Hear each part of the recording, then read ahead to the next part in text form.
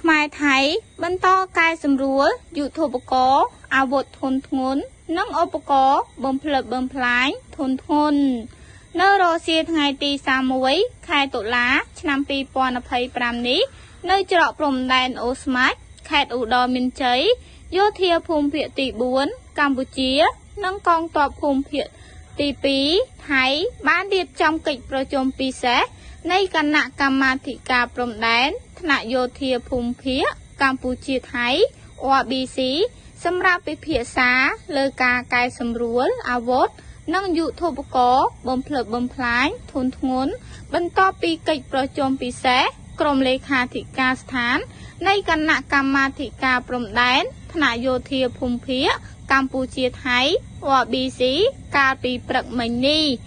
សហប្រធានដឹកនាំកិច្ចប្រជុំដោយឧត្តមសេនីយ៍ឯកពៅហេង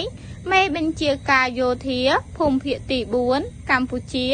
និងឧត្តមសេនីយ៍តូវីវយុទ្ធវ៉ាក់ស៊ីនមេបញ្ជាការកងទ័ពភូមិភាគទី2ថៃដោយមានការចូលរួមពីក្រុមអ្នកសង្កេតការណ៍អាស៊ាន AOT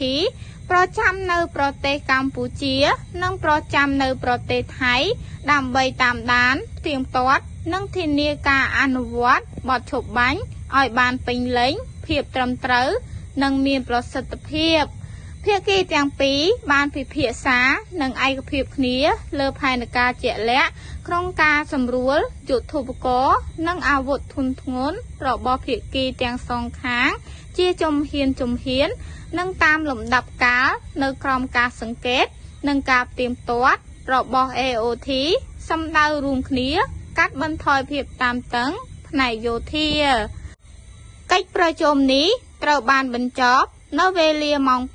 5:47 នាទីជាលទ្ធផលភាគីទាំងពីរបានព្រមព្រៀងនិងចុះហត្ថលេខាលើកំណត់ហេតុរូបស្ដីពីការកែសម្រួលយុទ្ធោបករណ៍អាវុធធ្ងន់និងឧបករណ៍បំផ្លិចបំផ្លាញធុនធ្ងន់